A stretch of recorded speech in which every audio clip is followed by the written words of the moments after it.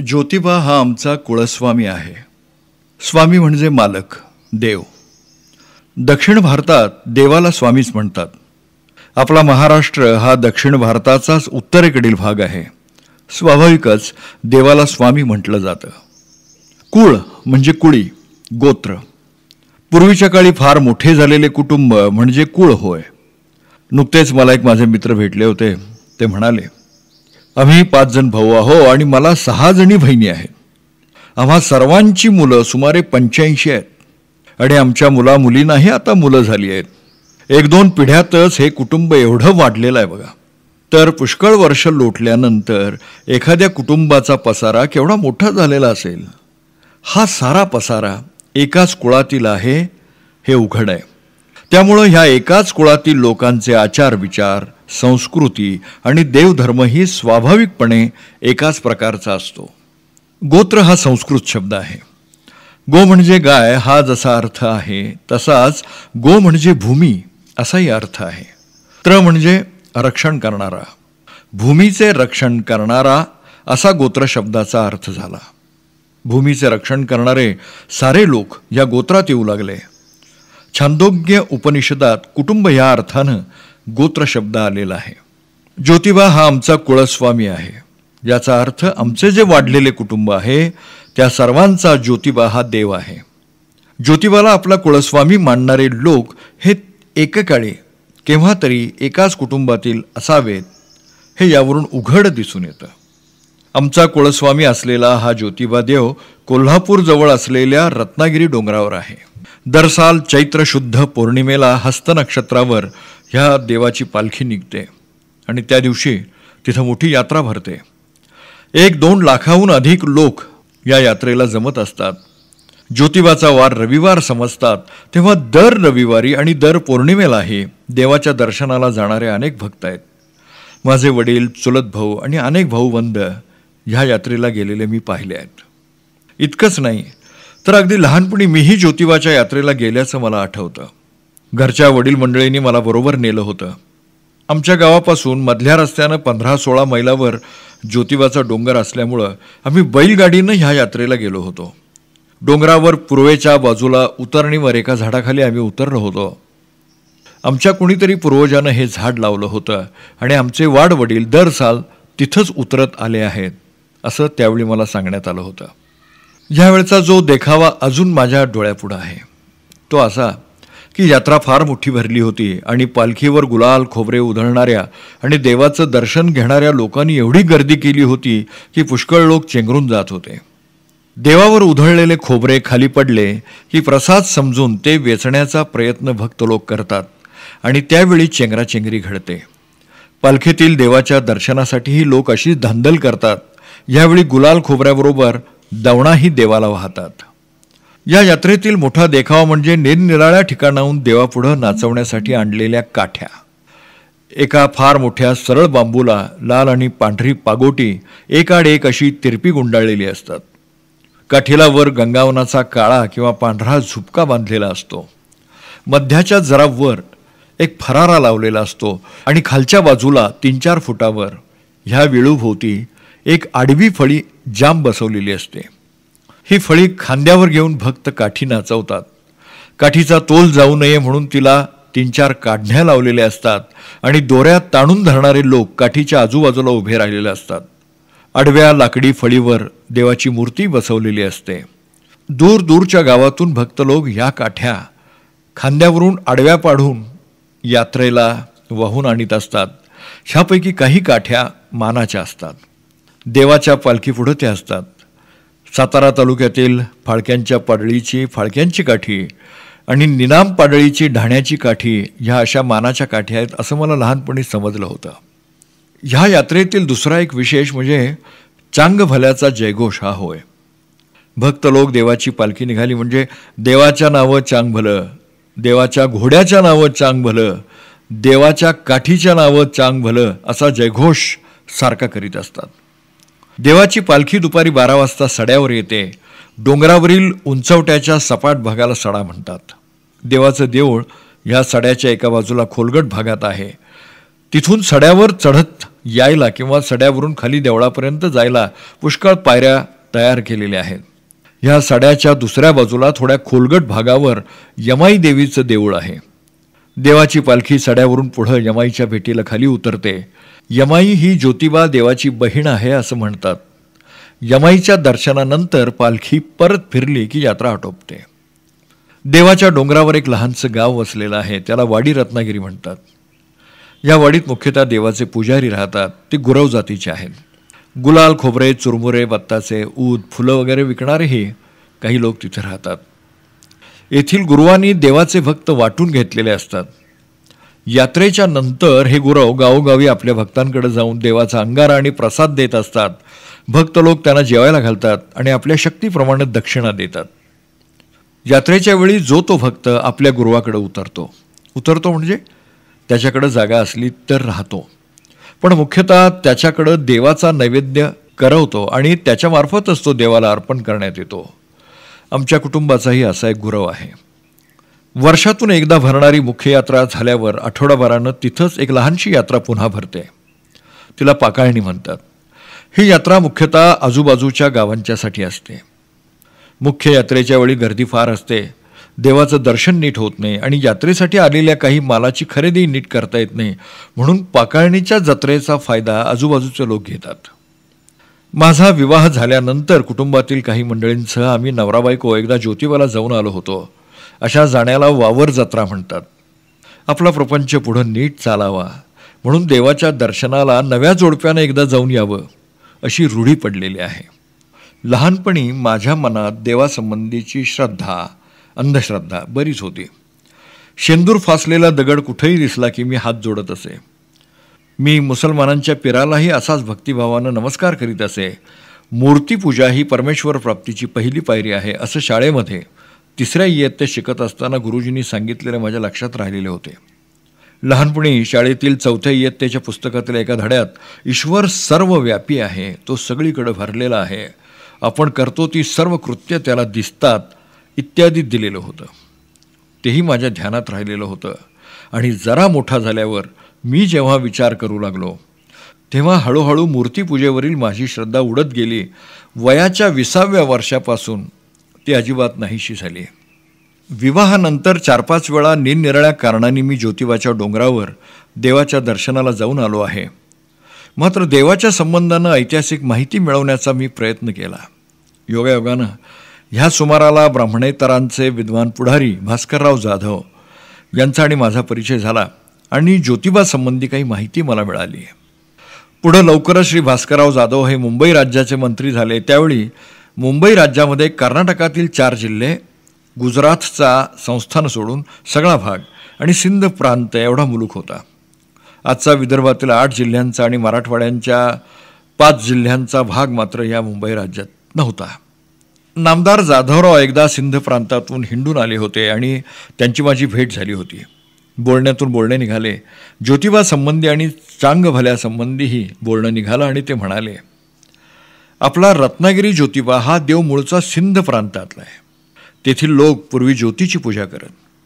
अजूनही काही लोक केवळ ज्योतीचीच पूजा करतात. ज्योत म्हणजे तेज, प्रकाश. जुन्या काळचे लोक प्रकाशाला देव मानत. त्या काळचे लोक आकाश, वायू, तेज, आप म्हणजे पाणी आणि पृथ्वी यांना पंचमहाभूत मानित. म्हणजे या 5 पदार्थांनी सारं जग निर्माण झालेलं आहे असं समजत. आणि म्हणूनच या पंचमहाभूतांची ते पूजा करीत. या देवता संबंधाच्या त्या काळच्या लोकांच्या प्रार्थना आपल्या धर्मग्रंथात म्हणजे वेदात पुष्कळ आहेत. या पंचमहाभूतांपैकी आकाश आणि वायू ही प्रत्यक्ष डोळ्यांना दिसत नाहीत, त्यांची जाणीव होत नाही. आकाश सर्वत्र भरून राहिलेलं असल्यानं त्याची नीट कल्पना येत नाही. वायू म्हणजे वारा कातडीला जाणवतो पण दिसत नाही. बाकीची महाभूतं तेज, पाणी, पृथ्वी म्हणजे माती, दगडधोंडे इत्यादी हे डोळ्यानं दिसतात. आपण पृथ्वीवरच राहतो आणि पाण्याचा रोजचा उपयोग करतो, पण तेज किंवा प्रकाश आपणाला सूर्यापासून मिळत असल्यामुळं आणि सूर्य तर फार लांब असल्यामुळं त्याच्या संबंधानं माणसाला नेहमीच कौतुक आणि पूज्यभाव वाटत आलेला आहे. सृष्टी किंवा हे सारं जग कुणी उत्पन्न केलं असावं यासंबंधी आपले पूर्वज फार जुन्या काळचे वाडवडील जेव्हा विचार करू लागले तेव्हा त्यांना जगात आढळणाऱ्या अनेक शक्तींचा विचार करावा लागला. यातील सूर्यानं त्यांचं मन प्रथम वेधून घेतलं, कारण त्याच्या योगानंच माणसाचे सगळे व्यवहार घडून येतात. सूर्य उगवल्यामुळं उजेड पडून सर्व कामं करता येतात. सूर्यापासून नुसता प्रकाशच नाही मिळत, तर त्याच्यापासून उष्णताही मिळते. या उष्णतेमुळंच माणसाला थंडीपासून आपला बचाव करता येतो आणि प्यायला पाणी आणि खायला उपयोगी पडणारी धान्य आणि फळमुळं तिच्यामुळंच माणसाला मिळतात. सूर्याच्या उष्णतेमुळं समुद्रातील आणि इतर पाण्याच्या साठ्यातील पाण्याची वाफ होते. या वाफेचे पुढे ढग बनतात आणि त्याच्यापासून पाऊस पडून वनस्पती, झाडं झुडपं उगवतात, पिकंही पिकतात. ह्यामुळं सूर्याबद्दल लोकांना आदर वाटणं साहजिक आहे. सूर्याच्या प्रकाशानं माणसाला अनेक प्रकारचे ज्ञान होत असल्याने सूर्याला ज्ञानाची देवताही मानतात. पण हा सूर्य नेहमी दिसत नाही. रात्रीच्या वेळी तो नाहीसा होतो आणि दिवसाही ढग आले म्हणजे दिसेनासा होतो. हे असं का व्हावं म्हणून पृथ्वीचे लोक तेव्हा विचार करू लागले. तेव्हा त्यांना वाटू लागलं की ह्या सूर्यापेक्षाही एखादी श्रेष्ठ अशी शक्ती असावी. ह्याप्रमाणे विचारांची सुरुवात सूर्य ह्या ज्योतीच्या दर्शनानं झाली. ही विचारांची मजल पुढं कुठंपर्यंत गेली ते या श्लोकावरून दिसून येईल. किम ज्योतिस्तव भानुमान अहनी मे रात्रौ प्रदीपादिकम एवं स्या द्रवी दीपदर्शन विधौ की ज्योतिराख्या ही मे. गुरुशिष्य संवादाच्या रूपानं या श्लोकात असं म्हटलेलं आहे की गुरु विचारतो, तुझी ज्योती कोणती? शिष्य म्हणतो, दिवसा सूर्य ही माझी ज्योती आहे आणि रात्री दिवा आहे. असे असेल, पण सूर्य आणि दिवा पाहताना तुझी ज्योती कोणती ते मला सांग. डोळा. डोळा मिटल्यानंतर कोणती ज्योती? बुद्धी. बुद्धी पाहणारी ज्योती कोणती?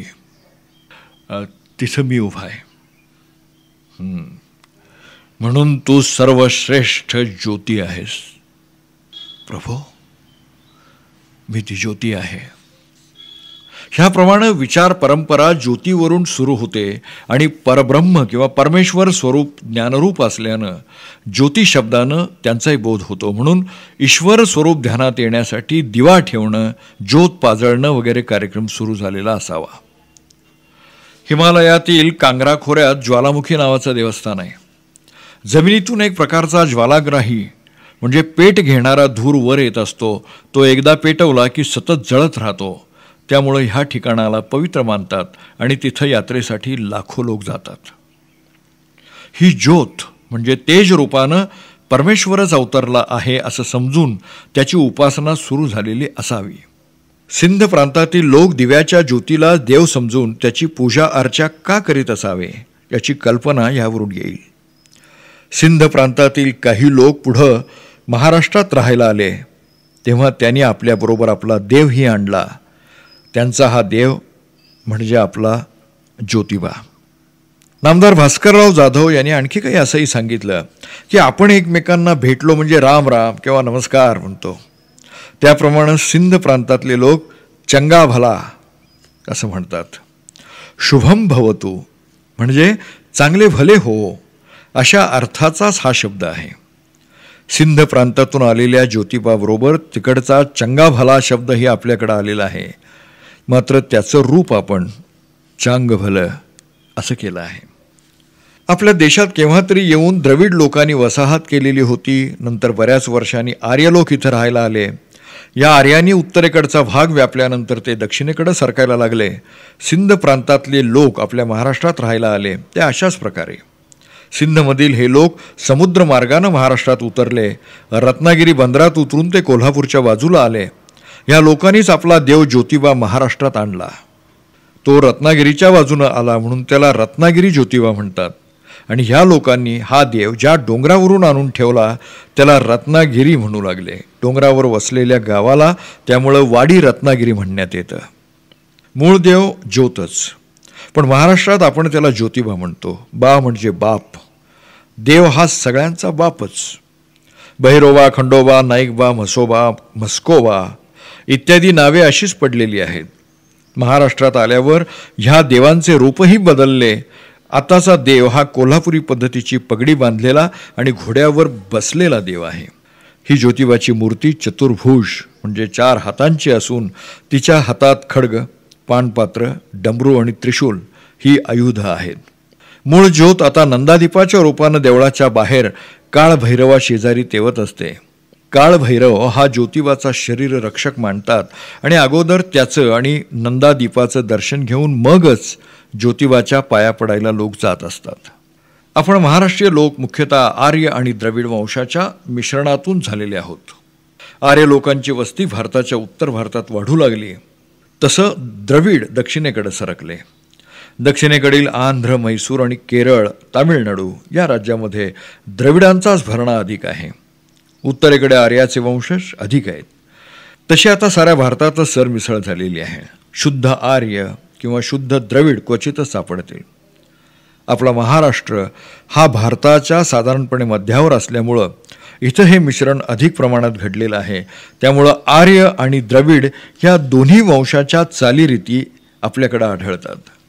आर्य उत्तरेतून आले तेव्हा मुख्यतः पुरुषच जास्त प्रमाणात आले आणि त्यांनी दक्षिणेतील द्रविड स्त्रियांशी लग्न व्यवहार केले. त्यामुळं महाराष्ट्रात पुरुषांमध्ये आर्याच्या आणि स्त्रियांमध्ये द्रविडांच्या चाली अधिक आढळतात. तथापि एकंदरीत द्रविड संस्कृती इथं अधिक आढळते. आर्य लोक हे घोडेस्वार होते, द्रविड लोक महादेवाचे भक्त होते आणि ते बैल पाळून राहत होते. आर्य लोक विष्णूचे भक्त. आता देशामध्ये सर्वत्र महादेवाची देवळे आढळतात आणि विष्णूची किंवा विष्णूचा अवतार असलेल्या रामाची आणि कृष्णाची देवळं आढळतात. पण त्यातल्या त्यात रामाची आणि कृष्णाची पूजा उत्तरेकडे अधिक आणि महादेवाची दक्षिणेकडे अधिक अशी आढळते. महाराष्ट्रात दसरा हा सण मुख्यतः पुरुषांचा सण आहे. पुरुष घोड्यावर बसून मिरवणुकीला निघतात. नागपंचमीचा आणि गौरीचा सण हा मुख्यतः बायकांचा. द्रविड पद्धतीनं कपाळाला कुंकू लावणाऱ्या आणि काचेच्या बांगड्या घालणाऱ्या बायका महाराष्ट्रात आढळतात. भांगात कुंकू भरणाऱ्या आणि हस्तिदंती किंवा असल्यास काचेच्या नसलेल्या बांगड्या उत्तरेकडील बायका घालतात. कपाळाला कुंकू हे शोभेचे आहे आणि भांगातील कुंकू हे सौभाग्याचे आहे असं मानतात. दक्षिण महाराष्ट्रातील मराठ्यांच्या बायका लग्नात सुवासिनीच्या भांगातच कुंकू लावताना आढळतात. ज्योतिबा घोड्यावर बसलेला आहे याचं कारण दाखवण्यासाठी हा थोडासा प्रपंच केला. ती आर्यन पद्धत आहे. मूळ आर्य हे रशियातील कझाकिस्तानातून आलेले घोडेस्वारच होते. सिंधमधून आलेले लोक आर्यच होते. पण आता आपण महाराष्ट्रात ज्योतिबालाही द्रविडियन बनवले आहे. त्याला केदार लिंग किंवा केदारेश्वरही म्हणतात. याबाबत दंतकथा आहे ती अशी. कोल्हापूरची अंबाबाई एकदा हिमालयात केदारनाथ इथं केदारेश्वरांकडे गेली आणि तिनं त्या महादेवाला दक्षिणेत येऊन राक्षसाचा बंदोबस्त करण्याबद्दल विनंती केली. तेव्हा केदारेश्वर दक्षिणेत आला आणि त्यानं इथं लोकांना त्रास देत असलेल्या रत्नासूर नावाच्या राक्षसाला ठार मारून टाकलं. हा प्रकार ज्या डोंगरावर घडला त्याला रत्नागिरी डोंगर म्हणू लागले. तेव्हापासून ज्योतिबाला केदारलिंगही म्हणतात आणि त्याला महादेवाचं रूपच मानतात. या ज्योतिबाच्या डोंगरावर जी 3 देवळं आहेत त्यातील एक केदारेश्वराचं हे आहे आणि त्याच्यामध्ये काळ्या पाषाणाचे 2 नंदी आहेत. ज्योतिबा अथवा केदार याची प्राचीनता यादव काळाच्याही मागे जाते. महानुभावांच्या स्थानपोथीत पैठण, पाठवद, जळगाव येथील केदारनाथाचा उल्लेख आहे. खोलेश्वराच्या एका शिलालेखात अंबेजोगाई येथील केदार मंदिराची नोंद आलेली आहे. चेदीवंशी राजा जाजल्लदेव याच्या मल्हार इथे मिळालेल्या संस्कृत लेखात सोमराज नामक एका ब्राह्मणानं इसवी सन 1167 आणि 1168 मध्ये मल्लाल पत्तनात केदाराचं देऊळ उभारल्याचा उल्लेख आढळतो. वाडी रत्नागिरी येथील ज्योतिबाच्या देवळापैकी पहिलं देऊळ नावजी साया यांनी बांधल्याचा आणि त्या जागीच हल्लीचं देऊळ प्रसिद्ध सरदार राणोजी शिंदे यांनी इसवी सन 1730 साली बांधल्याचा उल्लेख सरकारी इम्पिरियल गॅझेटमध्ये सापडतो. केदारेश्वराचं देऊळ इसवी सन 1808 मध्ये दौलतराव शिंदे यांनी आणि रामलिंगाचं देऊळ मालजी नीलम पन्याळकर यांनी इसवी सन 1780ला बांधल्याचा उल्लेख आहे. जवळ चोपडाईचं देऊळ आहे ते प्रीतराव हिम्मत बहादूर यांनी इसवी सन 1760 मध्ये बांधलं आहे. यमाईचं देऊळ आणि जामदग्न तीर्थ नावाचं तळं राणोजी शिंदे यांनीच बांधलेलं आहे. दुसरं तळं जिजाबाई साहेब यांनी इसवी सन 1743 बांधलेलं आहे. रत्नागिरी डोंगर आणि त्यावरील ज्योतिबा हा देव इतके दिवस कोल्हापूरच्या राजाच्या ताब्यात होता. तथापि देवाला द्यायचा पहिला नैवेद्य ग्वाल्हेरकर शिंद्यांचा असतो आणि दुसरा कोल्हापूरच्या छत्रपतींचा असतो. त्याचं कारणही तसंच आहे. सिंध प्रांतातून ज्योतिबा घेऊन आलेले पहिले लोक शिंदेच होते. सिंधमधून ते आल्यामुळं त्यांना सिंधिया किंवा शिंदे म्हणू लागले. ग्वाल्हेरचे शिंदे हे कोल्हापूर साताऱ्याकडूनच उत्तरेत गेलेले आहेत. आमचा कुळस्वामी असलेला हा ज्योतिबा महाराष्ट्रात केव्हा आलेला आहे कळत नाही, पण ती फार वर्षापूर्वी घडलेली गोष्ट असावी असं म्हणावंसं वाटतं. कारण देवाची पालखी जेव्हा यमाईच्या भेटीला जाते तेव्हा यमाईचे पुजारी देवळाची कवाडे लावून घेतात. देव हा आपली बहीण यमाई हिच्याशी लग्न लावायला येतो आणि ते तिला पसंत नसतं असं सांगितलं जातं. याचा अर्थ ज्या काळी बहीण भावाचे शरीर संबंध होते त्या फार फार जुन्या काळची ही चाल आहे आणि त्या काळी हे देव इथं आले असले पाहिजेत. मागाहून बहीण भावामधील विवाह मागे पडले. तेव्हापासून यमाईच्या पुजाऱ्यांनीही कवाडं लावणं सुरू केलं. हा एक गमतीचा भाग सोडून दिला तरी ज्योतिबा हा देव ज्ञानाचं प्रतीक आहे, तेजाचं रूप आहे, अर्थात अग्नीचेही रूप आहे. हे लक्षात घ्यायला हवे. पूर्वीच्या काळी तर अग्नीला परमेश्वराचं मुखच समजत. अग्निरस्य मुखमासीत असं म्हटलेलं आहे. देवाला द्यायचे सर्व पदार्थ यज्ञामध्ये अग्नीत टाकून अर्पण करीत असत हे आपल्याला माहीत आहे. तेव्हा असा आहे आमचा ज्योतिबा.